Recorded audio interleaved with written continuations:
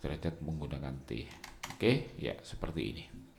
Bandingkan dengan data tanggal yang sebelumnya, di sini ada tanggal 2 Juli. Kemudian kita perhatikan lagi di fungsi find ya, apa maksudnya start number. Secara khusus kita akan belajar mengelola data string. Tipe data string merupakan kumpulan dari urutan karakter dan data yang paling umum digunakan untuk menyimpan teks dan juga menyertakan angka atau simbol, namun tetap diperlakukan sebagai teks. Nah, di bagian ini kita akan belajar mengelola string, teks atau karakter dalam Excel menggunakan berbagai fungsi dan alat bantu yang sudah disediakan oleh Excel. Nah, ini sudah saya siapkan untuk contoh. Sekarang kita format dulu untuk tabelnya supaya lebih rapi. Kemudian ini banyak sekali untuk fungsi-fungsinya ya. Jadi mulai dari len sampai dengan teks ya. Jadi kira-kira ada 13 fungsi untuk pengelolaan data string ini. Oke, kita berikan border seperti ini. Supaya lebih jelas saya perbesar dulu ukurannya. Oke, seperti ini. Oke, kita mulai dari len terlebih dahulu. Fungsi len ini dipergunakan untuk menghitung jumlah karakter dalam sebuah teks. Umpamanya akan kita ambil data string yang nomor 2 ini. Untuk memulainya bisa dengan simbol sama dengan terlebih dahulu atau langsung mengambil dari icon insert function. Jadi kita klik di sini, kemudian kita pilih ya. Di sini ada kategori. Jadi kategori yang berhubungan dengan string ini adalah kategori teks. Kita klik di sini, kemudian kita arahkan ke bawah. Nah, di sini ada fungsi len. Kita masukkan len, kemudian teks yang akan dihitung jumlah karakternya. Kita klik di sini, kemudian oke. Nah, di sini ditemukan ada 17 karakter.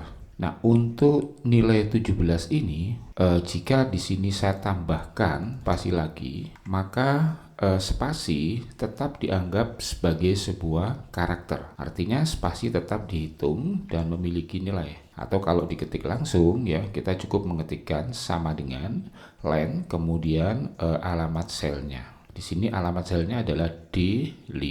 Oke, saya copy semua untuk menghitung karakternya. Nah, ini. Berikutnya adalah fungsi trim. Fungsi trim dipergunakan untuk menghapus spasi tambahan di awal, akhir, dan di antara kata dalam sebuah teks. Jadi penggunaannya saya pergunakan lagi untuk insert dengan icon insert function ini. Kita klik kategorinya teks di sini ya. Kemudian saya ambil trims ya. Oke. Kemudian untuk teksnya kita ambil dari data string 2, kemudian oke. Nah, di sini tambahan untuk spasinya ini dibuang, atau lebih jelasnya saya pergunakan data C5. Jadi saya ganti C ya. Ini akan mengambil dari C5 ini. Nah, jika saya tambahkan lagi spasi baru di bagian akhir ya, dia tetap tidak berubah. Ini saya tambahkan lagi. Artinya setiap penambahan spasi yang baru dengan fungsi trim di sini dia tetap menggunakan teks yang normal. Saya copy ke bawah ya. Nah, untuk teks umpamanya yang ketiga Excel Data Science, jadi saya klik 2 kali. Di sini saya tambahkan 2 spasi, kemudian ini juga 1 2, kemudian di bagian awal itu 2 3. Jadi dia agak ke kanan. Ketika saya tekan enter ya, dengan fungsi trim dia ditampilkan tetap normal. Artinya di bagian awal dihapus, kemudian tambahan antara kata ya, cukup dengan 1 spasi saja. Jadi ini kalau saya tambahkan lebih panjang lagi, dia tetap normal membacanya. Excel Data Science seperti itu. Berikutnya kita belajar fungsi yang lainnya, yaitu upper, lower, dan proper. Ini saya sembunyikan dulu, saya hidden. Untuk upper berfungsi mengubah semua karakter dalam teks ya. Teks yang ada di sini diubah menjadi huruf kapital. Jadi sesuai namanya upper ya. Kemudian lower, semua huruf yang ada di data akan diubah menjadi huruf kecil. Dan yang terakhir adalah proper yang mengubah huruf pertama dari setiap kata menjadi huruf besar. Oke, kita coba satu persatu. Untuk upper sekarang tetap kita menggunakan fungsi saja ya supaya lebih mudah. Kategorinya tetap teks, kemudian urut-urutan yang ada di sini sebenarnya sesuai dengan huruf awalnya. Jadi jika untuk upper maka dia ada di bagian akhir ya di sini. Nah, yang kita ubah menjadi upper umpamanya hello world. Klik di sini kemudian oke. Terlihat di sini menggunakan fungsi upper, hello world sudah diubah menjadi huruf besar semua. Kemudian untuk lower tetap menggunakan insert function, kemudian lower. Nah, di sini kemudian hello world lagi. Kita oke dulu. Kemudian kita letakkan di selnya yang akan kita ubah, kemudian oke. Ya, jadi teks hello world sudah berubah menjadi huruf kecil semua. Nah, jika huruf yang ada di sini akan kita ubah dengan menggunakan fungsi proper supaya hello world kembali menjadi semula. Jadi huruf awal dari teksnya huruf besar. Oke, kita letakkan di posisi selnya, kemudian function, kemudian proper. Oke, ini ya.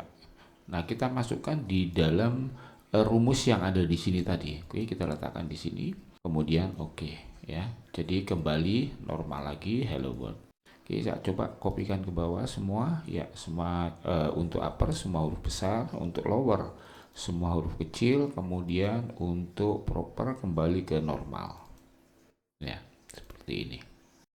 Berikutnya adalah fungsi concatenate ya, untuk menggabungkan beberapa teks menjadi satu teks. Jadi umpamanya saya hidden lagi ya, kolom G, HI supaya jelas bisa dilihat.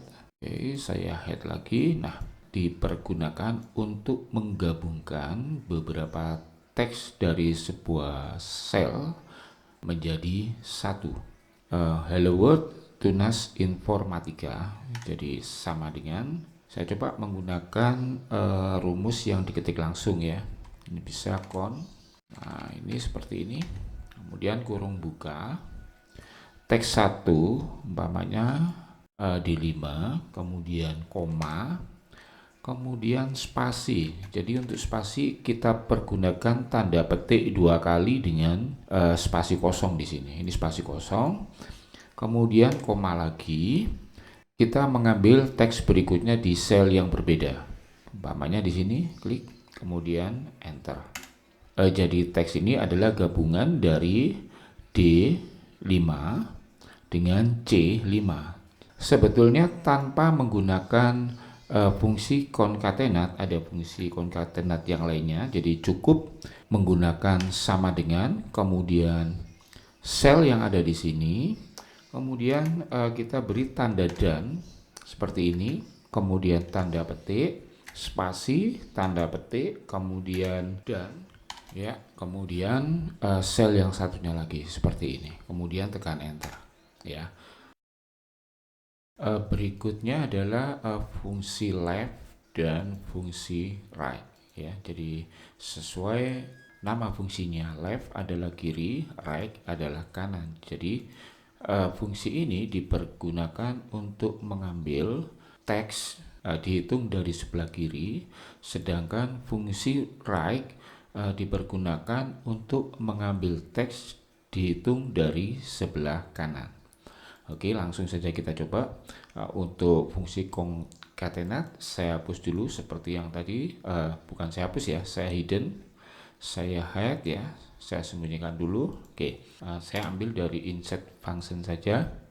Jadi klik di sini, kemudian saya ambil live. Oke. Teks yang diambil adalah nama dari selnya. Jadi umpamanya dari data string 1, saya klik di sini, kemudian jumlah huruf yang akan kita ambil. Jika yang kita ambil adalah teks hello, HELLO, jadi ini ada 5 huruf, jadi kita langsung saja masukkan angka 5 kemudian OK. Nah, jadi benar yang tercetak adalah hello. Berikutnya adalah fungsi write, sama prosedurnya, cara pengambilannya adalah dari sebelah kanan. Jadi kita klik insert function, kemudian write, OK. Kemudian teksnya yang akan kita ambil dari sebelah kanan.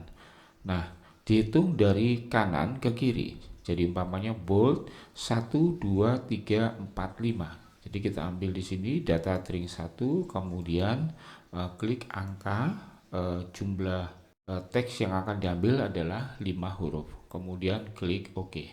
Nah, di sini rupanya yang muncul hanya ORLD. Nah, jika kita lihat di sini sepertinya tadi ada spasi. Nah, ini. Nah, kita perhatikan di Word ini ada spasi tadinya ya. Dari percobaan yang tadi menggunakan trim, kita hapus sekarang spasinya, kemudian tekan enter. Oke, sudah. Jadi untuk sebelah kiri dan sebelah kanan dari teks Hello World sudah kita ambil. Sekarang coba kita copy ke bawah. Khusus untuk yang X ya, ini sebetulnya Excel, tetapi di sini sebelumnya sudah mengandung spasi kosong. Jadi kalau spasinya saya buang seperti tadi, ya seperti ini, akhirnya normal kembali. Kemudian yang ke-9 dan ke-10 adalah fungsi replace dan fungsi substitute. Fungsi replace dipergunakan untuk mengganti sejumlah karakter di dalam sebuah teks ya dengan sejumlah karakter baru. Jadi langsung kita buat di sini. Saya menggunakan insert function seperti tadi. Nah, di sini saya ambil replace, tekan huruf R saja, langsung menuju ke replace, kemudian OK. Nah, di sini adalah old text atau teks yang lama. Teks yang lama saya anggap umpamanya hello world, kemudian start number digantikan dimulai dari ini kalau saya hitung 1, 2, 3, 4, 5, 6, 7 ya. Start number jadi dimulai dari ke-7. Kemudian jumlah karakter yang diganti kita hitung 1, 2, 3, 4, 5 sebanyak 5. Kemudian untuk teks yang baru umpamanya dunia seperti ini. Formula result ya, di sini ada hello dunia ORLD ya, tidak apa-apa karena tadi di sini ada tambahan untuk spasinya. Kita OK saja. Nah, seperti ini. Jadi ini saya perbaiki dulu, cukup dengan 1 spasi ya. Nah, jadi fungsi replace dipergunakan untuk mengganti teks ya. Kita ambil teksnya, kita gantikan dengan teks yang baru. Oke ya, jelas ya. Mudah untuk dipahami. Tapi kalau ini saya kopikan ke bawah, apa yang terjadi ya? Karena semuanya diganti dengan dunia dan dimulai dengan teks atau karakter ke-7 sebanyak 5 yang dibuang, maka hasilnya juga seperti ini. Berikutnya adalah fungsi substitute. Oh ya, yang ini saya hidden dulu. Saya sembunyikan. Nah, fungsi substitute digunakan untuk mengganti sebuah kata dengan kata lainnya atau mengubah sebagian teks atau karakter tertentu menjadi teks lain yang kita tentukan. Jadi langsung aja kita coba menggunakan insert function, kemudian tekan huruf S supaya lebih cepat menuju ke substitute ya, seperti ini, kemudian OK. Nah, teks yang akan kita ambil dari posisi selnya, umpamanya hello world ya. Seperti ini. Kemudian teks yang lama ini adalah hello. Untuk teks yang baru itu adalah hi umpamanya ya, seperti ini. Kemudian OK ya, maka hasilnya hi world. Kalau kita tarik ke bawah di sini atau kita kopikan formulanya ya, tidak ada yang berganti ya, tidak ada tulisan hi di sini. Kenapa? Karena yang akan kita ganti itu adalah teks hello seperti ini, sementara di baris kedua dan seterusnya tidak ada teks hello. Jadi perbedaan antara replace dan substitute adalah fungsi replace dipergunakan untuk mengganti teks berdasarkan letak dan banyaknya karakter yang akan digantikan, sedangkan fungsi substitute dipergunakan untuk mengganti teks berdasarkan pencarian teksnya. Jadi jika ditemukan maka diganti teks tersebut, jika tidak maka tidak ada perubahan. Dan berikutnya adalah fungsi find dan search. Dilihat dari nama fungsi find, untuk artinya adalah menemukan, sedangkan search adalah mencari. Namun dalam penggunaannya adalah hampir sama atau bisa dikatakan sama. Saya menggunakan insert function lagi. Kemudian di sini saya tekan huruf F untuk menemukan find ya. Find text, jadi mencari sebuah teks di dalam teks ya. Jika saya ketikkan di sini huruf W ya, di dalam teks data string 1 ini di C5, kemudian OK, maka nilai yang dikembalikan adalah 7. Artinya huruf W ada di karakter ke-7. Jika kita hitung dari urutan pertama, 1, 2, 3, 4, 5, 6. 6 ini adalah spasi, 7 adalah huruf W. Kemudian di sini saya tarik ke bawah. Ya, di sini value dengan tanda seru. Artinya huruf W tidak ditemukan. Kemudian fungsi set. Langsung kita coba menggunakan insert function.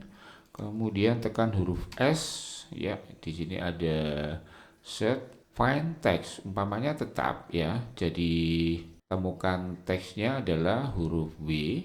Kemudian di dalam teksnya, jadi within text ya, hello world, kemudian OK.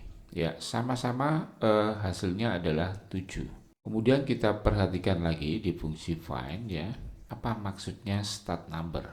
Nah, jika kita perhatikan di sini ada hello world ya, saya coba untuk menentukan huruf O. Nah, huruf O ini ada 2, 1, 2.